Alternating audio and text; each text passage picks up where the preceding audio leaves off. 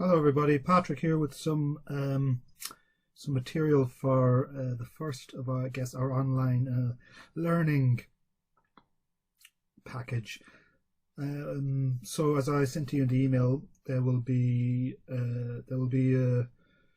have some more info on what exactly we're doing. It'll probably look a lot like this. So, what I'm going to do here is give you a lecture on the PowerPoint that I would have used in the face-to-face lecture this week,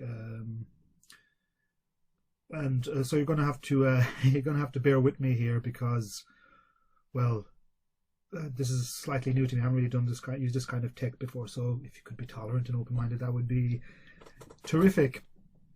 So what I'm going to do is I'm going to continue on from what I did last week. Now, last week we talked a little bit about Heidegger and art and truth. Well, I suppose more specifically we talked about Heidegger's concept of truth. And what I'm going to do today is I'm going to look a little bit more closely at what I say about truth. I'm going to do a quick recap on that. I'm going to look at Heidegger's critique of aesthetics. That's a very, very important point for Heidegger. If we want to understand what he means by art and why he thinks art is of significance, we're going to have to try and explain why he thinks the conventional philosophical use of aesthetics, as in the theory of art, is limited, and what he's offering in response. The key essays are Origin of the Work of Art. I'll provide you with a little bit of a reading pack on that, which is, well, it's quite sort of typically Heidegger, that essay. In parts it's very, very clear, in other parts it's very, very, very opaque and mysterious and enigmatic. So I suppose the background with all of this for Heidegger is the critique of nihilism, and in a sense I think Heidegger, he departs, as I said last week, well, to a great deal from Plato. Plato, of course, said that we should remove the poets from the Republic, sort of Plato's ideal of an ideal society. Now that's a significant for Heidegger, because what Plato did with that was if you think about what his Republic was, he separated poetry, or what we call in sort of ancient Greek poesis, and he emphasized techne, which is kind of like a version of know-how, I suppose. And I guess for Heidegger, what Plato was doing was his ideal political republic was founded on ultimately technocrats. So technocrats is kratos, rule, techne, sort of speciality.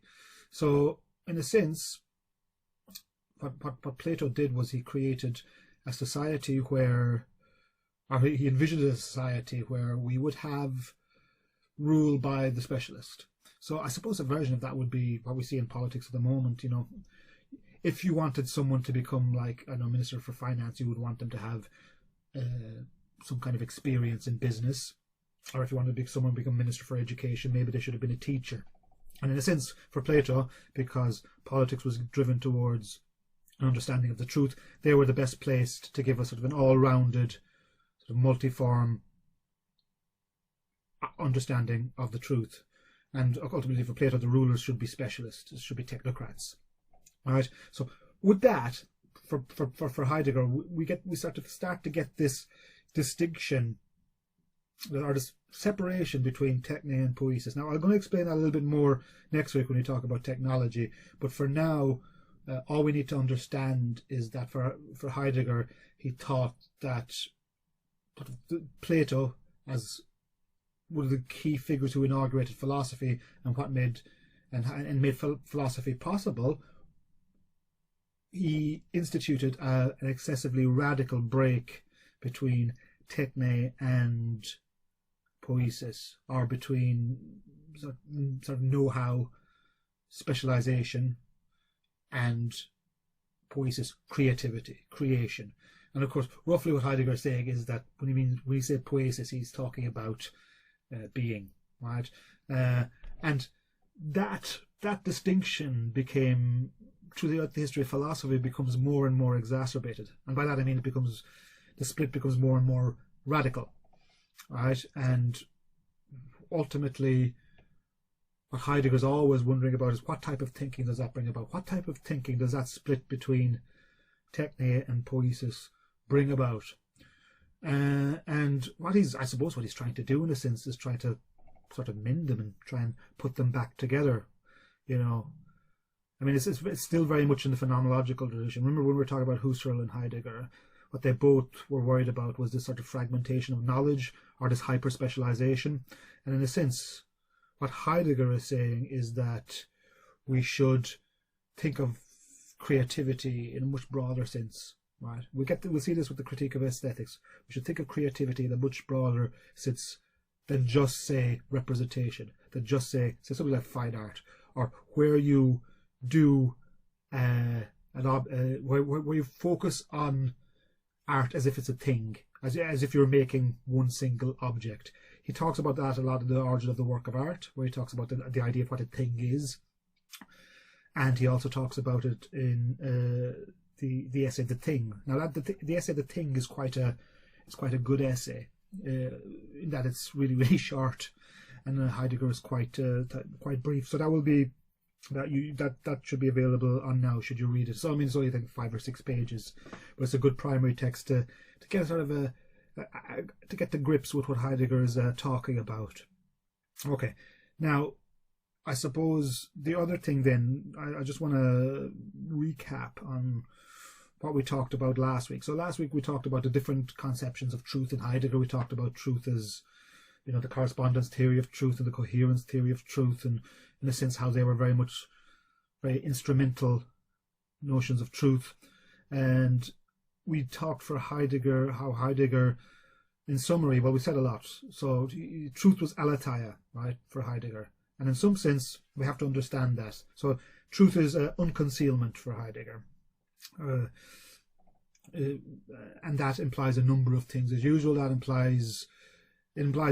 does imply the instrumental coherence and correspondence theory of truth. But in a sense, for Heidegger, we've forgotten something really important, that in some sense, truth should be revealing. Truth should be transformative. Truth should be. It should be, in some sense, enable a revelation of the world as it is and our being in the world. So in that sense, then it's also, you know, we talked last week about Heidegger thought art was a form of clearing, you know, so it's connected to a space. It's also connected to an event. Art is a type of transformation. And in a sense, what he's talking about is being in process, I suppose. You know, he talks about phusis as a form of concealment, or nature. Truth is more like nature than it is. Truth is more like nature than, say, it is, you know, as we understand in the correspondence theory of truth. You know, where we understand the sense of the subject and the object. Now, I think we have to ask them, why is Heidegger talking about this, and what does it have to do with art? So in a sense, what Heidegger is saying is that art is a type of truth, or I suppose the most productive art, or the most, would you like that word? Probably not. The most revelatory art reveals truth. And in a sense, this is important for us, for Heidegger. Art should play a paramount part of our lives, because it is intimately connected to truth. Now, as I said last week, that runs against the philosophical tradition, especially with Plato, because Plato saw truth as of a higher order than art and representation. For Plato, art is only a semblance of reality. It's only a semblance of Dasein. It's a semblance of the real. And for Heidegger, that's not actually the case. Art has a capacity to reveal a more essential truth. Okay. Now, to understand what Heidegger is saying about the nature of art, we have to understand his notion of aesthetics. And this is something he draws heavily from Georg Wilhelm Friedrich Hegel, the German philosopher, the German idealist. In particular, Hegel's very, very famous lectures. Oh, the name escapes me. I think it's like Introduction to Aesthetics or something like that. You can get it pretty cheap if you're interested with Penguin. Get a Penguin edition or something like that. But in that, Hegel what he does is interesting. Hegel's very much interested in sort of history, the idea of sort of how our historical atmosphere, our historical times, our zeitgeist, if you will, generates meaning, generates what we are, where we're going, where we're coming from. So, in short, our history, our historical positioning determines what is truthful for us, and or what we can, or the truth that we can know. And in that, Hegel, he gives a kind of a critique of symbolic art, I guess, and representational art. Because what he's saying is that art, thought of in that way, art is mere representation, or art is just a metaphor, or art is just a symbol. And we're talking broadly. So, you talk about painting, we could probably talk about music, various forms of creative activity. And what Heidegger takes from Hegel is the idea that art is not really valuable unless it's connected to the spirit of the times, unless it's connected to our historical becoming, right? That's sort of quite sort of specifically what the word zeitgeist means, is sort of the spirit of the times, and that's what Heidegger takes from him. I mean, he takes his critique. He might not necessarily take Hegel's sort of grander picture, his grander metaphysical system, but he does take on board, and he takes seriously. Well, he takes Hegel very seriously as a rule, but he takes particularly seriously his critique of aesthetics. Now, the first thing about that word of critique, critique is a common term in the German philosophical tradition, because in that tradition, the word critique is not necessarily a bad thing. So critique is not necessarily just criticism. Critique is sort of a Kantian word, really, and it's about what makes art possible, and what does art enable humans to do? What does art enable humans to be? And in a sense, ultimately for Heidegger, he agrees with Hegel that art ought to be something historical, and art ought to be something that reflects the spirit of the times. And for us, I suppose, art is a very, very important thing to have in order to respond to nihilism. Because if you think of it on a very basic level, nihilism is about the production of nothing, is about the production of negation and negativity and cynicism and all of these things. It's a production of things which don't matter. And art, in a sense, has a sort of therapeutic dimension, I suppose, for Heidegger, because art is the opposite of negation. Art is creation, right? And if art is channeling the broader historical process in which we find ourselves, then for Heidegger, that is something we need to take seriously, and we need to take as very, very important. Now, the word aesthetics, let's dig a bit deeper into the word aesthetics, right? Aesthetics is, God, you probably got me there. I think we're going to go, it's probably a Latin version of an original Greek term, right? And roughly in the history of philosophy, aesthetics, or what's also known as the philosophy of art, Heidegger claims is about the manner in which we can judge whether art is good or not, right? So what is it about the artwork? What is it about the painting? What is it about the poem or the piece of music that we can say makes it good? What is in it, right? Now, the word, as I said, comes from I'm guessing the ancient Greek, but I guess aesthetics comes from aesthesis, and that's about sensibility. It's about how we sense the artwork. Now, what Heidegger's problem with this is that it repeats that thing we've been talking about all along. It repeats the subject-object distinction, the idea that there is a self or a mind independent of an artwork, an object out there. It repeats this distinction, this very problematic distinction for Heidegger between the internal and the external. Heidegger, being a good phenomenologist, thinks that that's what we have to put to one side. Now, the idea that art comes from the senses it's a kind of a very instrumental and a very mechanical way of understanding what art is, the function of art. In a sense, it's saying that an artwork is valuable in a very mechanical way. And by that I mean we can understand the painting in terms of the properties which constitute what it is. So a painting or a piece of music, so a painting is just the sum total of the colours and the light and shade and the organisation of the scene that the artist does. The quality of the art is in the painting. In a sense, it's ultimately tied, I suppose, to the author of the of the work or the artist. And similarly, a piece of music is just the sum total of the notes. We can sort of objectively say that we arrange notes in a particular way, then we can, in a very mechanical way, account for the nature of song, the nature of tone, the nature of timbre, all of these things. Now, ultimately, I suppose what Heidegger's saying is that this idea that we can understand art in terms of its sensible qualities, as in that there are sensible qualities within the object, within the thing, as he says in The Origin of Work of Art, which make it beautiful.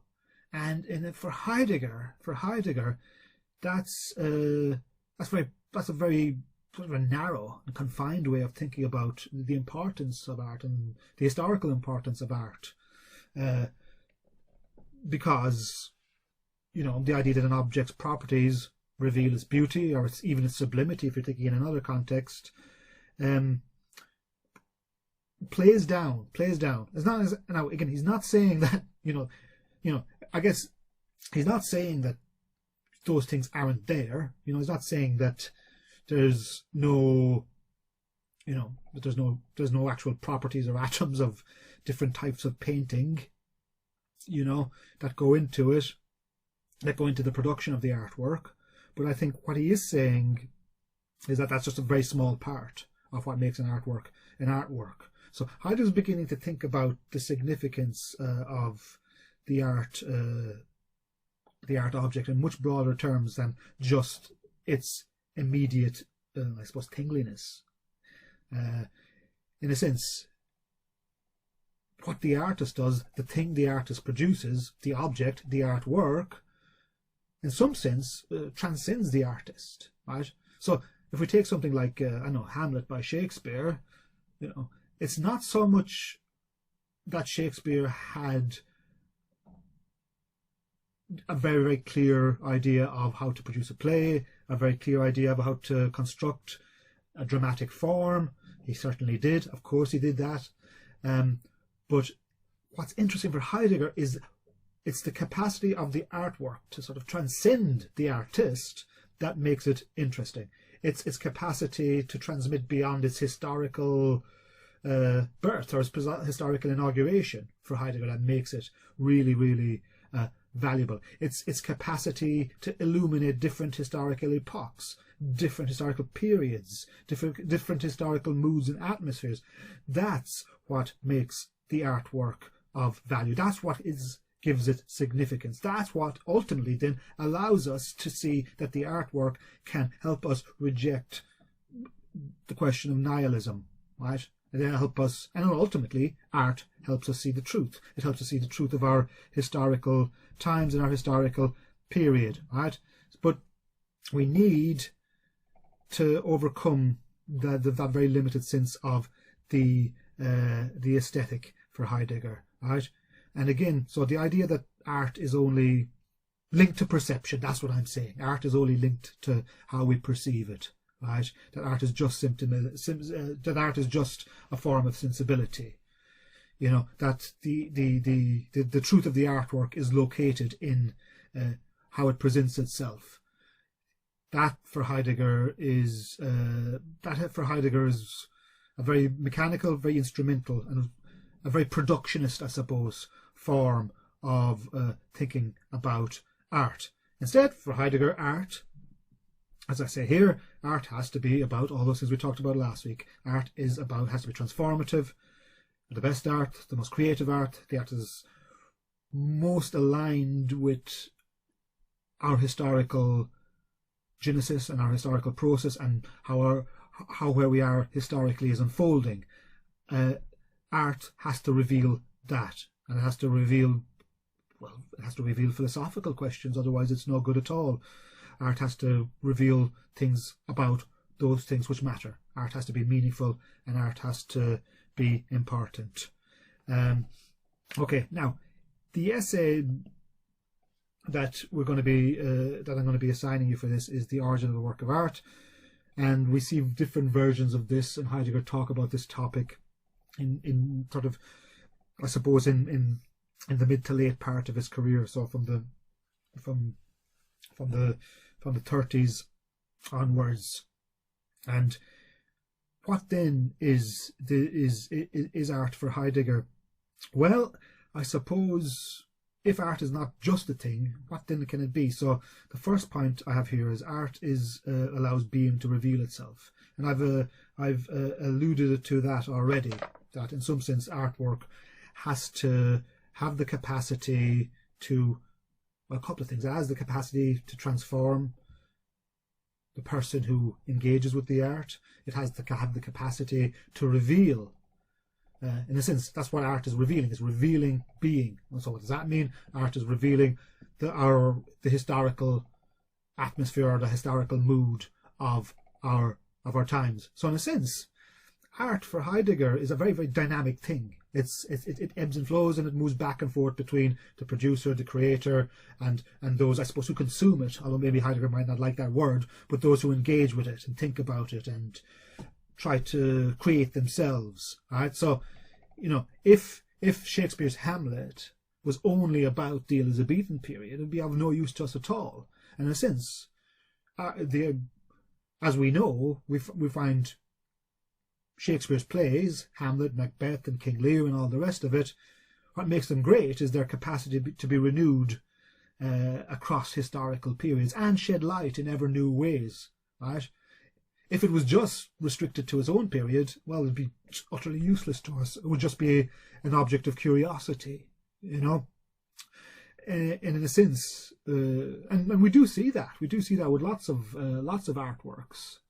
I mean, if you look at that some movies, or you can see examples of this. I suppose the most famous example of this I can think of in the movies is the movie Mozart, where Mozart's rival Salieri is a very quite famous musician, but he's confronted with this unbridled genius that is Mozart, and he realizes that his art is, while maybe famous for its time, does not have that sort of transcendent quality, that capacity to revivify itself and to renew itself across the ages. So that is what art is about, and the best art is the art that allows sort of being to reveal itself. Or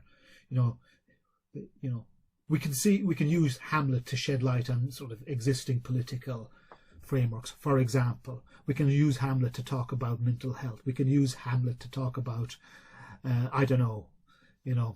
sullen teenagers or whatever. Right? Now, that is the first point there. The second point there is a kind of, I guess, a negative point. But I suppose for Heidegger, art is not representation. Well, art involves representation, in a very limited sense, that the artwork has to be made. I suppose it's a sort of a necessary and a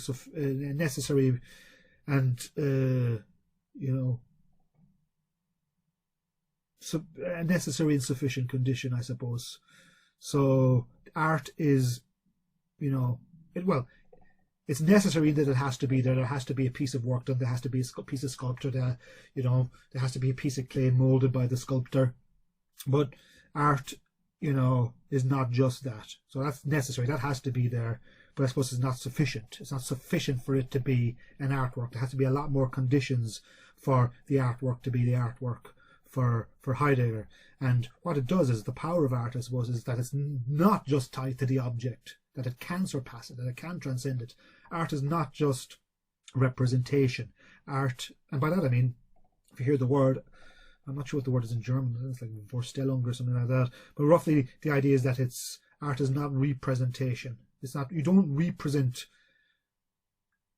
another bit of reality in the artwork. So in Shakespeare's Hamlet, it's not just a representation. It's not just a sort of a documentation of what went on in, I don't know, in Copenhagen whenever Shakespeare set his play, right? The 1500s or whatever. So, or a painting, what makes a painting good is it's not really its photorealism. It's not that it's, as good as a photo, right? Well, it's not passive, I suppose, is what I'm saying. It's not just, a picture of the outside world, right?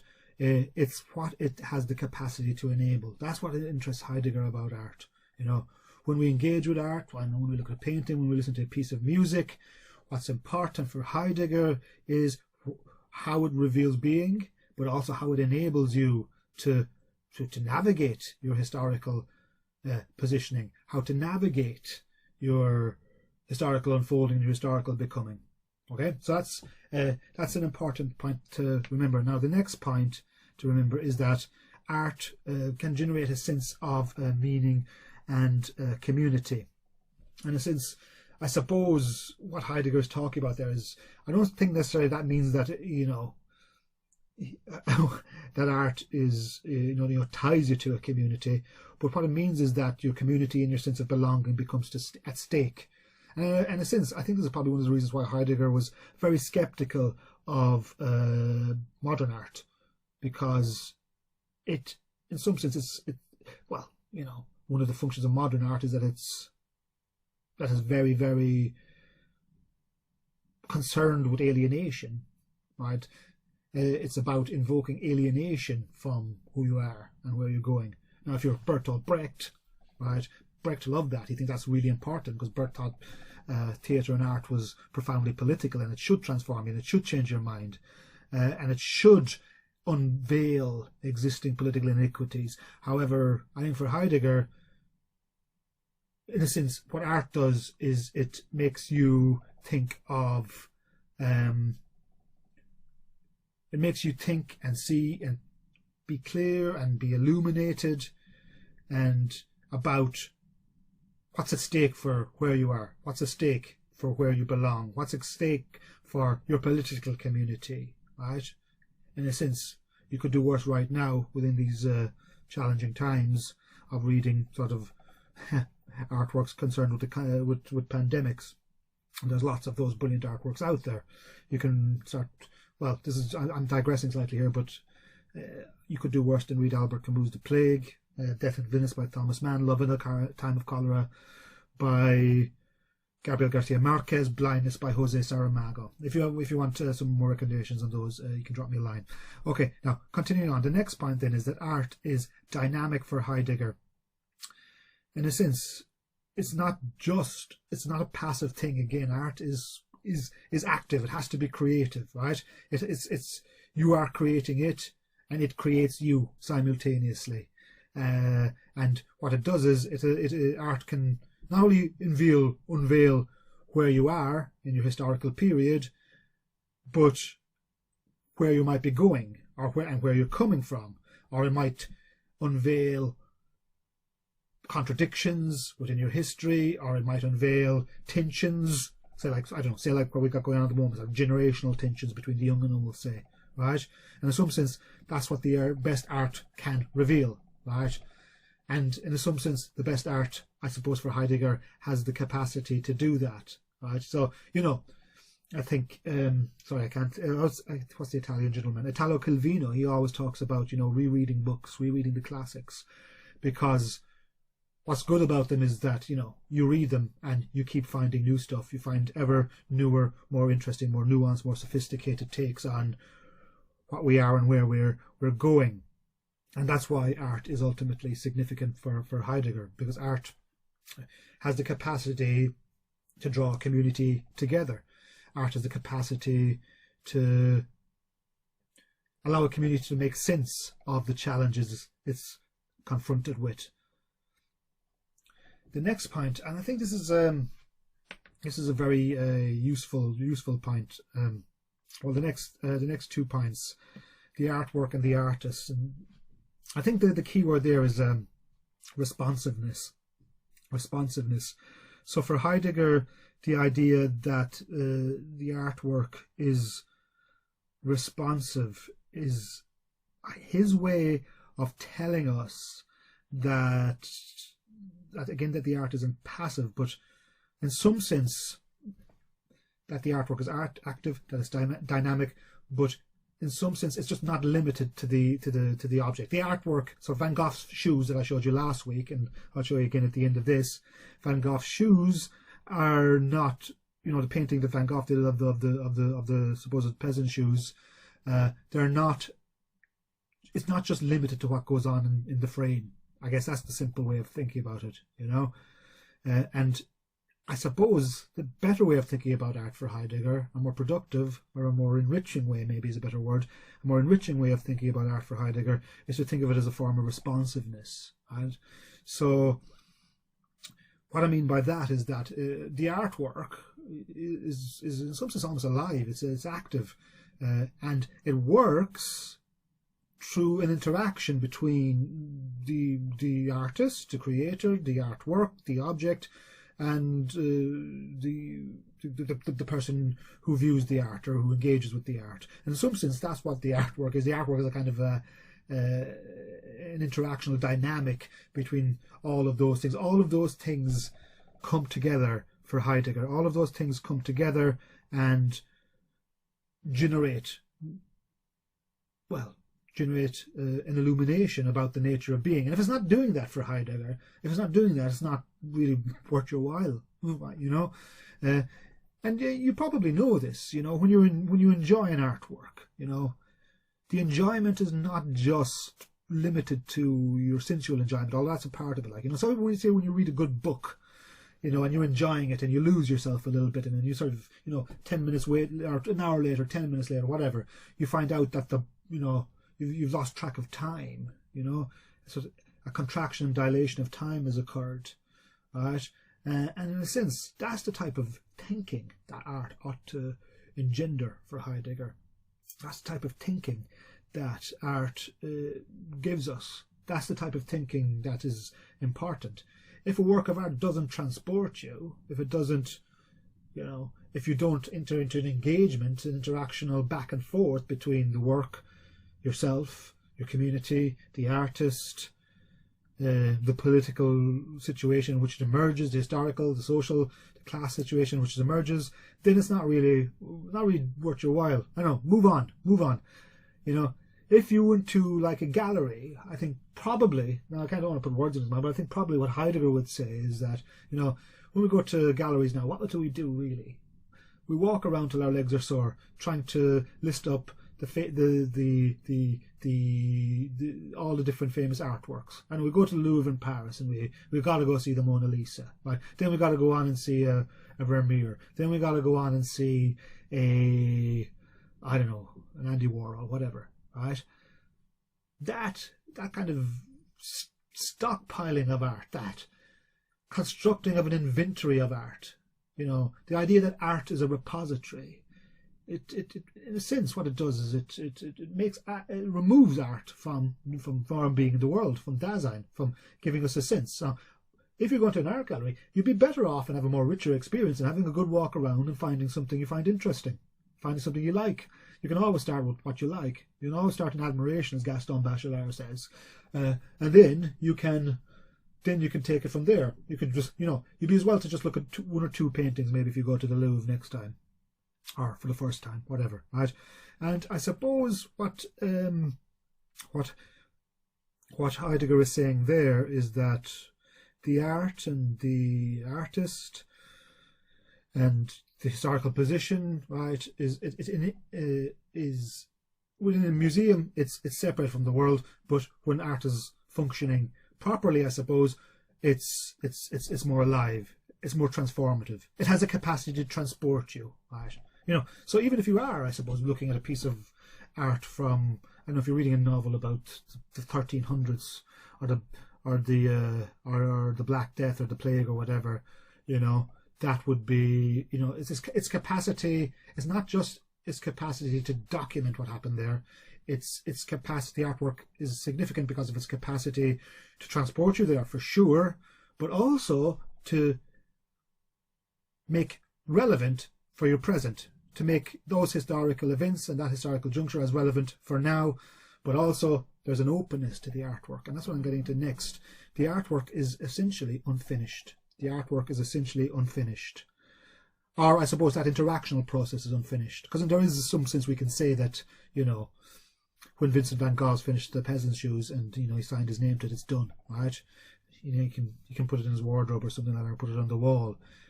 He's not talking about that sense of completion. He's more talking about the sense that the artwork works in terms of how it helps us make sense of the world we're in, right?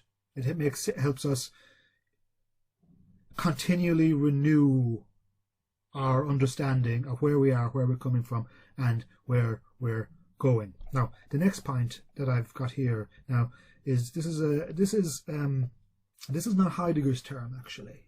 This is what's called rhetorical ellipses. What rhetorical ellipses are a term by, I guess, the philosopher of art Arthur Danto. And rhetorical ellipses are, well, rhetoric is persuasion, I suppose, but ellipses are kind of like, you know, it's a leading on to something that's not there. It's an indication of an absence. And in a sense, for Heidegger, right, the artwork can't be contained to, you know, the music can't be just contained to the notes. The play, Hamlet, can't be just contained to the words on the page, or even just the production of it that happens on stage, right? The painting, Van Gogh's painting, is not just restricted to the frame, right? It's not just what's present. It's not just what properties are present that make the work of art a thing. That's, in a sense, what Heidegger is saying is wrong with our appreciation of art. The idea that it's linked to, you know, that we can just think of it in a final sense as something just present, right? And in a sense, for Heidegger, that's not the case. Art illuminates the spaces we live in. It illuminates the times we're in. It illuminates our past and our history, as well as our possibilities and our future.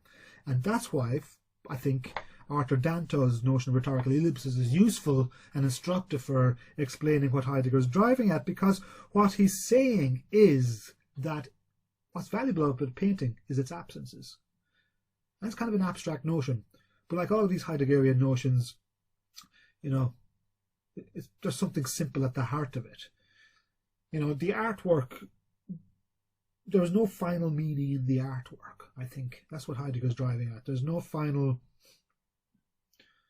you know, reading or interpretation which makes the artwork what the artwork is. And instead, there is an absence. There's kind of almost a sort of a void haunting the artwork, and that's what makes it productive. The French writer Blanchot talks about this a lot in the context of literature. He talks about the void at the centre of literature, and what he means by that, I think, is I mean, he's influenced by Heidegger, so it is relevant. He says it's the absence at the core of the text, of the literary text, whatever that is, Nabokov or Tolstoy. It's that absence that makes it alive, in a sense, because that absence, that opaqueness, that sense of mysteriousness or the enigma resists classification. The idea that you can reduce an artwork to, say, a genre, or even if they are useful for, you know, for drawing comparisons. But for Heidegger, it's the absence, you know, that makes the artwork stronger, that makes it more real, that makes it more attuned to being, right? And why might that be then? Why might that be? What are these rhetorical ellipses? Well, I think the best example of it is like, you know, it's kind of like when you're, if you know, say if you're watching a movie, right, and it's, you know, you're thinking about it, and then you start talking to your friends about it afterwards, maybe, and it's that effort that you have to sort of fill in the blanks in the movie, that thing you do, right? You know, it's the level of the mysterious or the opaqueness of the artwork that's valuable for Heidegger, and that's what, I guess, draws it together, but also reveals the artwork's great flexibility and great creativity and great ability to reveal the truth of our existence, and thus ultimately for Heidegger to help us respond to nihilism. Because if we go back to what we were talking about last week, what's at stake with art is the question of truth. Right? What's at stake with art is the question of truth. And again, Heidegger is very much running counter to the philosophical tradition with that. Art is a revelation of truth, or art is a form of unconcealment. Right? It's a making apparent, it's a showing of those things which are concealed, about where we are, our space and our time, and our concerns about mortality and anxiety, and all of those things. Right? Art can reveal the truth about our world, other worlds, and that's why it's important, right? Because it is, for Heidegger at least, is what he's claiming, it is central to combating nihilism, right? The idea that nothing can happen, that nothing can be otherwise, that everything is as is, that everything is determined. And in a sense, for Heidegger, art has to be an event, an occasion, a happening. If it's not doing that, then I don't know. If you're not getting that when you go see the Mona Lisa, then I don't know. Listen to Beethoven or something. Listen to something else. Try and figure it out, right? Because it's the artwork and the artist and the person who engages with the artwork. That's where it's at for Heidegger. It's the interaction of all of those three things. Now, before I finish up, I just wanted to briefly mention this very famous painting. Now, Heidegger talks about this a lot in his essays on art, the origin of the work of art, and it is, once you read the origin of the work of art, what I guess what Heidegger is drawing is that he's saying that what makes this work, what makes the artwork work, this artwork is painting by Vincent van Gogh, is not that it's just a picture of an old pair of boots. In some sense, for Heidegger, it's the absences, it's what's not in the painting that's as interesting as in what's in the painting. And in some sense, for Heidegger, he takes the artwork, this artwork, to be, revealing a sort of a much broader world than the immediate tools that are the shoes themselves. It for Heidegger, it indicates lots of other things. It sort of evokes an atmosphere of the world the peasant lived in. It evokes an atmosphere of the world he inhabited, and the fields he ploughed, and the lanes that he went down, and the toil that he engaged in. This is what Heidegger says. Now, in a sense, ultimately, he's saying that if you look at that, you might ask yourself, do I like that or not? Is it nice? Is it a good painting? And of course, that's kind of not the point for Heidegger. It's not that it's, no, beauty is not really in the eye of the beholder for Heidegger. And I suppose that's what he's saying. If you're thinking about art in an aesthetic sense, you could maybe make that claim that art is something very subjective. But it says for Heidegger, art is what it reveals is something beyond your immediate subjective perception of the object. So here we could just see a pair of boots. Right. Now, Jacques Derrida very famously criticizes Heidegger for that. And it's an interesting criticism, I think. In his book, The Truth in Painting, he says, well, what Heidegger's doing is very interesting, he says, and he gives a really interesting way of talking about the truth in painting and thinking beyond the frame, or thinking beyond the object, or thinking beyond the work. But then he says, isn't this just like Heidegger's preference? How do we know how do we know ultimately that it's a peasant's pair of boots? Could it not be an urban builder, say? Someone who worked in the city. Maybe he's gone visiting his grandmother in the country for the weekend, and maybe she made him take off his shoes when he came into the house, something like that. Yeah. And in a sense, I suppose what Derrida is saying there is that Heidegger is still kind of subjective, and he has his biases and his preference when thinking about the artwork. Although I suppose Derrida does concede that in a sense what Heidegger is driving at, ultimately there is something to it, and that the artwork is not limited to its immediate structures. to its immediate things, to its immediate property. And in a sense, the artwork is about, well, I guess, deconstructing the object in which we find it in, and that's how we should think about art. Now, before I finish, I just want to sort of want you to think about this picture. This is a very modern piece of art, if you think about it. In a sense, you might say, well, that's not really a piece of art, that's just a sort of a highway. But I think, and Heidegger would be sort of skeptical of that, I suppose. He would be skeptical of the modern notion of art. But I guess the question I want you to think about is, and the question I want you to think about for next week, before we move on to the question concerning technology, is whether we can think of that painting as a piece of artwork. Is it if we took that bridge, that piece of creation, that piece of engineering feat, that feat of science and engineering, if we put that bridge and we put it into the middle of Manchester, in the middle of Nottingham, or the middle of Dublin, or the middle of Paris, would it be any different? Would it tell us anything different about the places that it is in? And I think that's what Heidegger is ultimately going to be talking about next week. That in a sense, when we talk about the more sort of the techne side of the poiesis-techne divide, I suppose what Heidegger is saying is that what the artwork does, as well as being an event, it reveals a place and a time. And I guess that could be anywhere. Well, maybe not Britain because it's sunny, but you know what I mean, right? This is what he talks about in The Thing, right? In his essay, The Thing, he talks about a jug, right? Sort of an old sort of piece of sculpture, a jug. And he talks about sort of how the jug is both a combination of nearness, presence, and absence simultaneously. And what that helps us, what that type of artwork does for Heidegger, is puts us in place. It gives us a sense of place, or it gives us a sense of the artwork in a broader, within its broader context, within its broader environs, within its broader sort of social atmosphere. Whereas for Heidegger, the modern artwork is linked to production, is linked to industry, is linked to engineering. And what that does, that flattens distance, that flattens space. It abolishes our sense of the world as being proportionate and appropriate and just there. That could be anywhere. Okay, now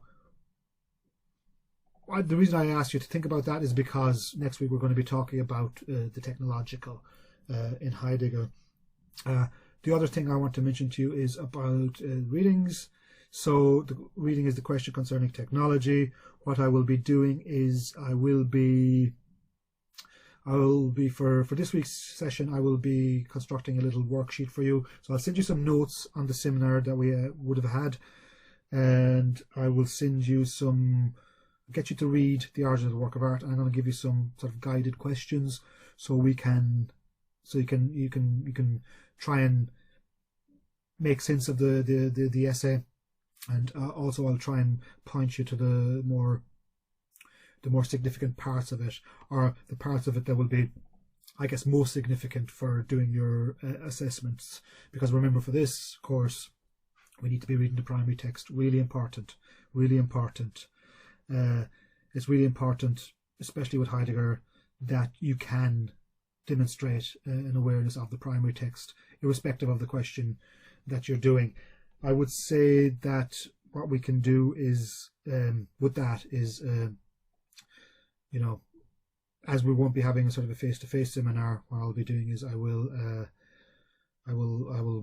sort of mark out some of the sections of the essay that I think sort of most appropriate, and I'll guide you towards them. That doesn't mean you don't read the essay. You don't have to be good scholars, you have to read the whole essay. It's not that long anyway, and it's but what I would suggest is you use the bits that I highlight as your little portfolio of quotations and stuff like that you've been building up from the classes that we're talking about. In terms of questions for this, I suggest, I guess, you email me if you have any questions about this particular lecture. And what I'll do is I will be in touch with further information from the university. I'd like to try and organise some online seminars for you. I'm not sure if that's going to be feasible given the number of us, but we'll try and do that at some point. If not, starting from next week. If not, I suggest you make an appointment with me during office hours, where I will call you and where you can, and I can set up a slot, and you can ask me questions there, or ask me questions about your assessment and so forth. Okay, so that's that for now, and I'll be in touch.